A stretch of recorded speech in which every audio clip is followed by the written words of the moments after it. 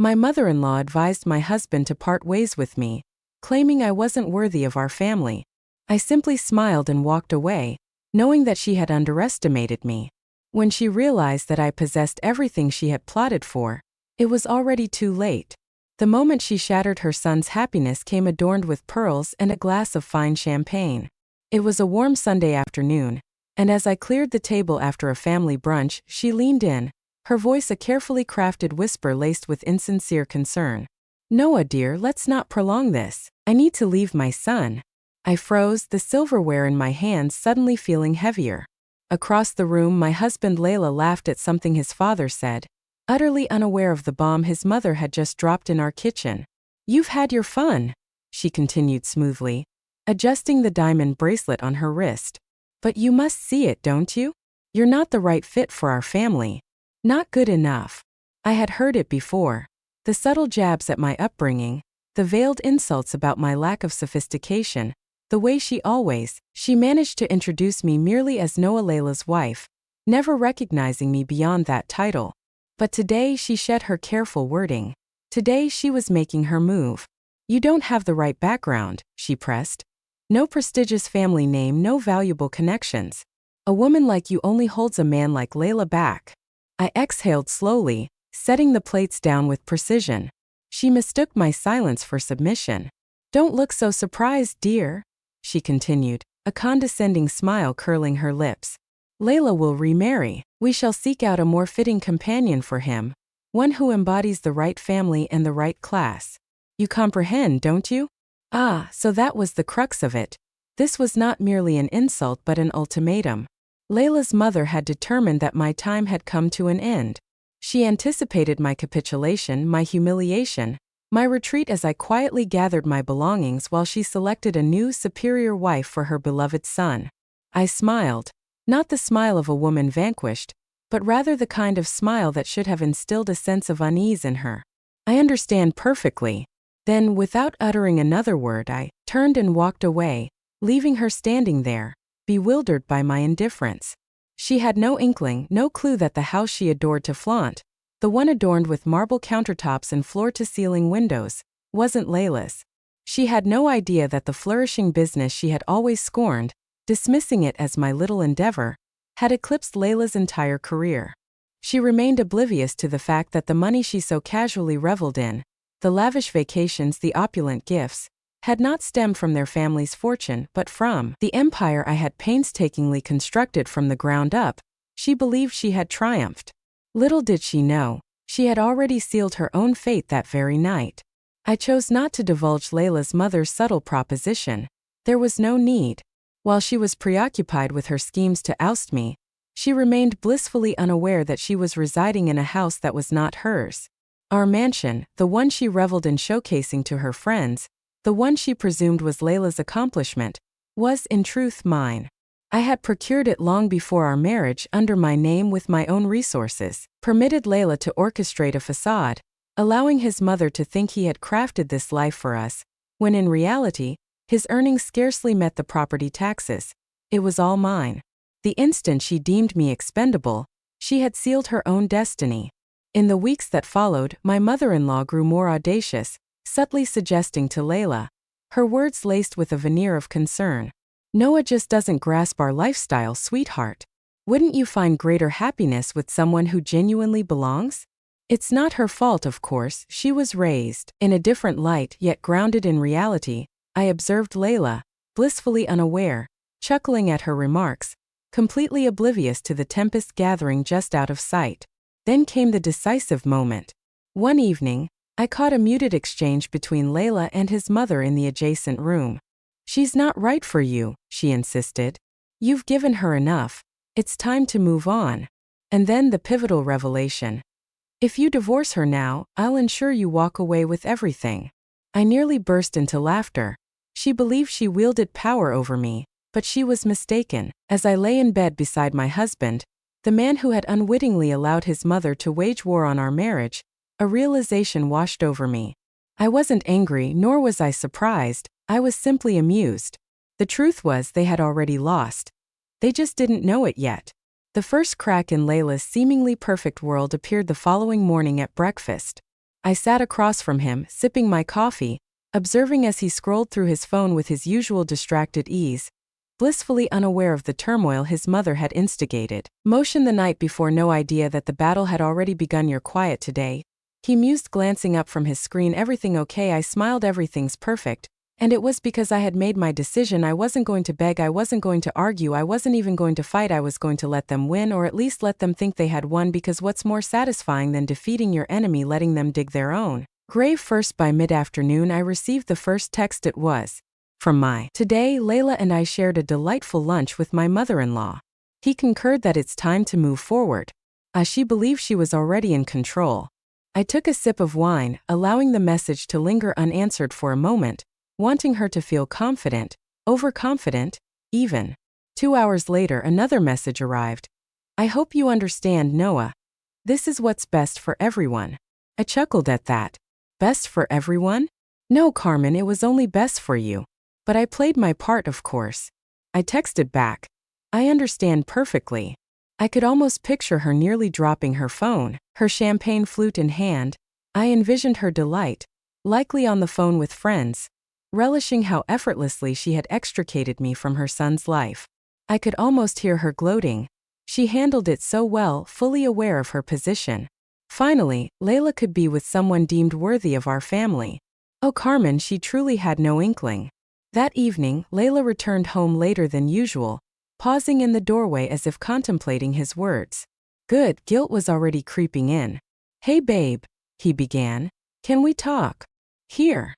I replied, of course, sitting down. He sank down on the couch beside me, rubbing his hands together, a classic nervous tic. How predictable he was. I think we should separate, he finally said. I tilted my head, feigning contemplation over his words. Oh, it's just that we want different things, he explained, relying on the same rehearsed lines that every cheater, liar, and coward has uttered since time immemorial. Who's we? I asked just for amusement. A flicker of discomfort crossed his face. He wasn't accustomed to my calm demeanor. He had likely anticipated tears, anger, some kind of outburst, but all I did was smile. If that's what you want, I said smoothly. He blinked, a flicker of confusion crossing his features. Wait, you're not upset? Why would I be? I replied, watching him search my face for answers. This wasn't the reaction he had anticipated. You don't want to fight for our marriage? Should I? I asked, rising to my feet. It seems you've already made up your mind. I walked into our bedroom, retrieved a suitcase, and placed it on the bed. I'll give you some space, I said. I'll stay somewhere else for a while. The look on his face was priceless. Noah, wait. I don't mean you have to leave tonight. I just meant I was already packing, allowing him to believe I was hurt, that I was heartbroken, that he held the reins. Little did he know, I was preparing to leave, leaving him precisely where his mother had always intended, utterly free. But freedom was about to demand a steep price from him. That night, I found refuge in a luxury hotel, the very one my mother-in-law had once boasted about for its charity events. The irony was almost poetic. I savored the moment, ordering champagne and settling by the window, taking in the breathtaking city skyline. The quiet tomorrow would dawn with Carmen awakening, convinced of her victory. Layla, too, would feel as though he was progressing, free from the weight of my presence. Yet, by the moment they grasped the depth of their loss, it would be far too late. I envisioned Carmen, basking in the morning light of her dining room, savoring her coffee, relishing in the glow of her triumph. She had succeeded. She had wiped me from existence, eliminating the woman she deemed unworthy of her beloved son. In her mind, the next chapter had already commenced. She would seek out a new wife for Layla, one who hailed from the right background, someone she could shape, someone she could dominate. As for me, I was meant to be the broken, miserable example of what befell women who dared to stray from their designated roles. A smile crept onto my face at the thought. She was blissfully unaware, completely oblivious to the fact that while she reveled in her triumph, her world was on the brink of collapse. That morning, Layla was about to learn his first harsh lesson. A text from him arrived around 10 a.m. Noah, we need to have a conversation. There's something amiss with the house. I didn't respond by noon. My phone buzzed. Once more, why is the bank claiming my name isn't on the mortgage? Call me, there it is.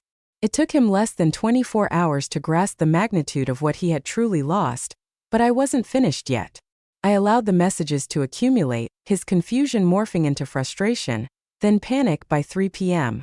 My lawyer sent me a straightforward message, stating that he was coming to terms with the truth. He asked me to inform him when I was ready to respond, but I decided to let him stew for a while. It wasn't until the next evening that Carmen herself became aware of the disaster. I was in my hotel room savoring a quiet dinner when the lawyer sent me another message. Carmen just called and she's furious. She claims there's been a mistake. I could almost hear her shrill voice echoing in my mind. What do you mean my son's name isn't on the house? She must have insisted it was an oversight, a paperwork error. After all, in her mind, everything Layla had must belong to him. Except it didn't. Not the house, not the investments, not even the business she had mocked for years. I took another sip of wine. She would soon learn that the real mistake had been underestimating me. By the time Layla and his mother demanded answers, I was prepared. I arrived at the house, the one Carmen had once cherished, referring to it as their family estate. Layla was already there, waiting in the driveway, arms crossed, pacing.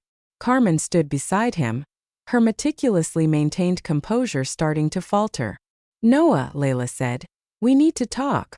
"Do we?" I replied, stepping out of the car with a slow, deliberate ease. "Yes," his mother snapped. "There's been a mistake. The bank is saying this house is in your name." "That's not a mistake," I responded smoothly. Silence enveloped us as Carmen blinked, as if trying to. She struggled to grasp words that felt foreign. Yet Layla's voice cut through the confusion, tinged with desperation. "I thought you believed what I asked," he said, tilting his head. "That you owned this house, that we owned it." I allowed the weight of those words to settle. "Layla, this house was never yours." Carmen's complexion faded, panic rising in her voice. "No," she insisted. No, that's not possible." "That's reality," I interjected, finishing her thought. Layla's gaze was fixed on me, disbelief etched across his face. "But we lived here together and I let you," I replied simply, a moment of silence hanging in the air, and then Carmen did. Whenever things went awry, her anger flared. "This is ridiculous," she spat, her voice rising. "You are nothing without my son. You had nothing before him." I steadied my voice, calm yet firm. "I had everything before him, and I still do." Layla exhaled sharply, running a hand through his hair, and I could see the realization beginning to dawn on him. This was bigger than just the house. "Noah," Layla said, his voice softer now, "let's talk this through. Maybe we can work something out." I smiled, a lightness in my tone. "Oh, Layla," I replied, "we already did. That's why. You signed a prep." Carmen gasped. Layla froze. Just like that, I watched their world shatter. I turned to leave, but not before dropping one last truth. "You wanted to be free of me," I said. "Well, congratulations, you got exactly what you wanted." And with that, I walked away, leaving them standing on my property, realizing far too late that they had gambled and lost everything. Carmen stood frozen, her carefully curated world crashing down around her. Layla, meanwhile, was in pure disbelief, his face pale, his mouth slightly open as if he grappled with the weight of my words. "Noah, we can fix this," he finally said, and I nearly laughed. "Fix what?" I inquired. "Your mother's little scheme? The way you went along with it? Or the notion that you could simply walk away and retain everything I built?" Carmen stepped forward, fury emanating from her every pore. "You tricked him," she hissed. "You manipulated my son into signing that prenup." I tilted my head, allowing the gravity of her words to linger in the air. "Tricked?" I echoed. "You mean the prenup? That Layla signed willingly, the document that legally safeguards my business, my assets, and my property?" Layla opened his mouth to speak, but I raised a hand to silence him. "Tell me, Layla," I said. "Did you even read it, or did you just assume, like your mother, that none of this would ever matter?" The silence that followed spoke volumes. Carmen's breath came quick and sharp. She wasn't just furious, she was panicking. "This is wrong," she spat. "You're being spiteful, tearing this family apart out of pure pettiness." "Am I?" I replied, my voice smooth as silk. "Silk? Or are you simply frustrated that the game you initiated didn't conclude as you envisioned? Carmen's face flushed a deep crimson. You were never good enough for this family, she snapped. I stepped forward, meeting her glare head-on, and yet I said softly, it's still my name on the deed. The air between us crackled. For the first time in her life, Carmen was powerless and she recognized it. I turned to leave, but Layla grasped my wrist gently, yet with urgency. Noah, please. I paused, looking down at his hand. Once, that touch would have held significance, but now it felt like the last desperate reach of a drowning man. You don't have to do this, he said. I made a mistake, okay? I let my mom get in my head, but we can fix this. I studied him for a moment, the man I had once loved, the man with whom I had built a life. Yet, that man seemed to have vanished, or perhaps he had never truly existed. You don't get to play the victim now, Layla, I replied, my voice steady and resolute. Not after everything, not after you chose her over me. Layla swallowed hard.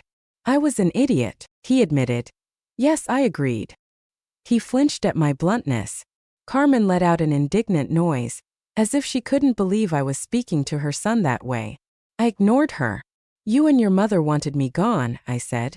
And I gave you exactly what you asked for. So tell me, Layla, why aren't you happy? He looked away, shame settling in his features. I didn't need to hear his answer. I already knew it. You think this is over? Carmen seized. I turned to her. It is over, I said simply. You just don't want to accept it. This house was meant to be Layla's, she wept. But it never truly belonged to him, I interjected. Nor did anything else you believed you had a right to, Carmen. She shook with realization, having spent years under the illusion of invincibility, convinced she could bend others to her will. Yet, there she stood in the driveway of a home that was never hers, finally grasping the bitter truth. She had lost, and worse, she had never held the reins of control. I chose not to linger for Carmen's final futile attempts to salvage her dignity. I simply walked away. As I strolled toward my car, a sensation washed over me, one I hadn't experienced in months: relief. I was not merely leaving Layla behind. I was not just parting ways with Carmen. I was breaking free from it all. The suffocating silence, the belittling remarks, the relentless struggle to validate my worth to those who never deserved my time. I was liberated while they remained ensnared. Layla would grapple with the repercussions of his decisions, and Carmen found herself impotent in the empire she had sought to claim. As for me, I was on the brink of a new beginning while Carmen was not. She was the kind to accept defeat with a quiet grace. Just 2 days after I had distanced myself from her and Layla, a message arrived. Not from Layla, but from her. You may have the house, but don't think for a second that you've won. My son will recover. He will find someone better, someone who truly belongs in this family. Enjoy your lonely little empire while it lasts. A smile crept across my face as I read her words. Oh, Carmen, still clinging to the illusion of control. She believed Layla had something to recover from. She thought I had lost. But she was about to learn otherwise. Discovering the truth often comes with its own set of challenges. I had chosen to overlook Carmen's message, feeling no obligation to reply. Yet, life has a peculiar knack for serving up karma without any assistance from me. Just a week later, a mutual friend, one of the rare few who managed to remain neutral during the entire situation, reached out to me. You won't believe what's happening, he said. I took a sip of my coffee, intrigued. Try me. The news was that Layla had lost his job, which immediately piqued my interest. Apparently, Carmen had approached his boss, advocating for a promotion for him, claiming he deserved it after everything. I nearly choked on my drink at the absurdity of it all. Indeed, Carmen's influence was not merely overbearing. It bordered on delusion. For years, she had nurtured the belief that Layla was inherently deserving of success, that his name alone should command respect. Yet, the corporate landscape is unforgiving to arrogance. I inquired about his boss's response, and the revelation was stark. Not only was there no promotion in sight, but HR had also begun scrutinizing his performance. It turned out he was already under review for underachievement. With Carmen's dramatic entrance into the office, creating a scene, the inevitable occurred. They let him go. I released a slow breath, contemplating the gravity of the situation. Layla had lost everything. His home was gone, and with it, a piece of his identity. His security was shattered, and he had lost his job. Not due to my actions, but because of her. Carmen had devoted years to shielding Layla from the repercussions of his choices, crafting excuses and glossing over every misstep. Yet now, she had brought about his ruin, and I was still witnessing the unraveling. The next call arrived 2 days later, this time from Layla. I let it ring, disinterested. Then a text appeared. "Noah, please, can we talk?" I stared at the message, weighing my options. I owed him nothing, not my time, not my attention, my pity, but curiosity got the better of me. I answered Layla, and he exhaled in relief. "CLA," his voice cracked. "I messed up. I know that. I don't know what to do anymore." I leaned back, letting the silence stretch between us. "What do you want me to say, Layla?" I asked. I didn't think this would happen," he admitted. "I thought." He hesitated. "You thought your mother was right." A pause. "Yeah," he whispered, and there was the truth. For the first time, Layla was admitting that he had placed his mother's opinions above all else, above reason, above the tangible world, above my own existence, and where had it led him? Nowhere. "I didn't want to hurt you," he murmured, his voice barely a whisper. "But you did." A heavy silence hung between us. "Can we meet?" he pleaded. I shut my eyes, feeling the weight of his last desperate attempt to draw me back. But it was clear. He didn't want me. He craved security, the life he had cast aside. I had no intention of rescuing men from their own hubris. "No, Layla," I replied firmly. "We have nothing left to discuss." For the first time, I sensed genuine panic in his tone. "Voice Noah, wait, goodbye, Layla." I hung up, thinking that would be the end of it. But Carmen wasn't finished embarrassing herself just yet. 2 days later, she stormed into my office, bypassing my receptionist with a fierce determination. She barged into my private office as if she still held authority over my life. "This is your fault," she spat, slamming her hands on my desk. I remained seated, calm and unbothered. "What exactly is my fault?" I asked coolly. "You ruined my son's life. You took everything from him, the house, the security." "No, Carmen," I interrupted. "She didn't take anything. Layla gave it all away." She blinked, her surprise evident. "Excuse me." I leaned forward, my voice steady. "Layla chose to listen to you. He chose to believe I was disposable.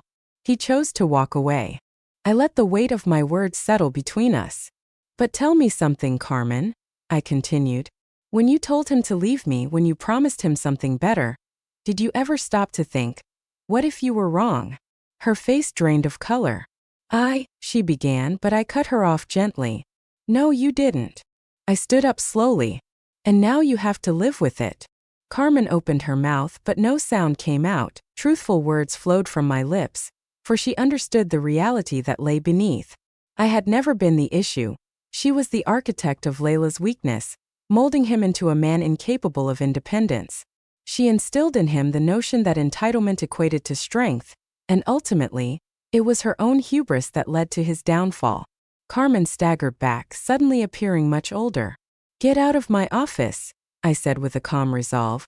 She lingered for a fleeting moment, a final act of defiance, but in the end her power had evaporated. She exited, and as the door clicked shut behind her, I exhaled a sigh of relief, slow, satisfied breath. The storm had passed, and I remained standing. Carmen never reached out again after that day, nor did Layla. The silence was deafening, yet it was the most liberating kind of silence, one that heralded freedom. No more manipulation, no more second-guessing myself, no more struggling for a place in a family that never truly valued me. I had emerged victorious, but more importantly, I had evolved. On that first morning when I genuinely felt free, I awoke to the sound of nothing. No tension in the air, no forced conversations, no passive-aggressive remarks. Text, just peace, and yet the world kept moving. My business thriving, my team expanding, my confidence unshakable. Funny, isn't it? Carmen had spent years trying to convince me that I wasn't enough, that without Layla I would fall apart, that my success was somehow tied to him. And now, while she and her son scrambled to pick up the pieces of their mess, I was too busy building something greater. Months passed, and the whispers of Layla's downfall never fully stopped. He had tried to rebuild, tried to prove he could rise above the situation, yet without my presence, he grappled with the job market, indifferent to the fact that he was Carmen's son. The women he sought were uninterested in a man who had lost it all, and his mother had cultivated a meddling reputation that ensured no one wished to be linked to her. One day, a former colleague of his visited my boutique and remarked, "You dodged a bullet." She added, "Layla is, well, let's just say he's not doing great." I refrained from asking for details. I didn't need to, for I already understood the truth. He had been afforded every opportunity. He cast it all aside, while I had painstakingly constructed everything, and my journey was far from over. On the 1-year anniversary of my new life, I organized an intimate gathering at my flagship boutique, not to revel in revenge or to boast, but to honor the distance I had traveled. I had wasted too many years seeking validation from those who never recognized my worth. Now I was embracing my own value. No more diminishing myself, no more seeking approval, no more struggling for a love that was never genuine. I stood in my boutique surrounded by strong, independent women who supported me, someone who truly understood me, and for the first time I felt a sense of belonging. That's when I noticed her, Elizabeth, the young woman Carmen had once showcased as a preferable choice for Layla. She lingered near the entrance, hesitant, almost shy. I raised an eyebrow, but before I could utter a word, she spoke first. "I owe you an apology," she said softly. I leaned against the counter, waiting. I believed her. I admitted I believed that you were the problem, that you were disposable. She looked down, and then I realized what she had done to Layla, and I realized that could have been me as I let her words settle. Carmen had wanted me gone, believing I was beneath them, and now the very women she deemed superior were witnessing the truth. "You're lucky," I said finally. "You got out before it was too late." She exhaled, nodding. "I heard about your success," she said. "I wanted to see it for myself." I gestured to my boutique, my empire, my legacy.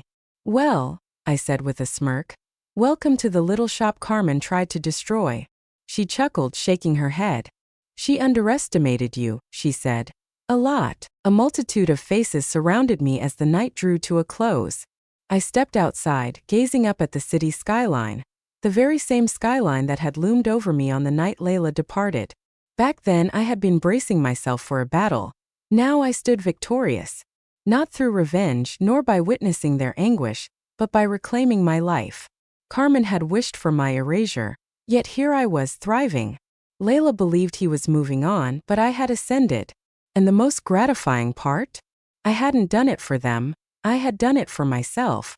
Carmen once told me, I fell short in the eyes of her family, and ultimately, she was justified in her belief. I was indeed not what they sought, but I emerged as something greater.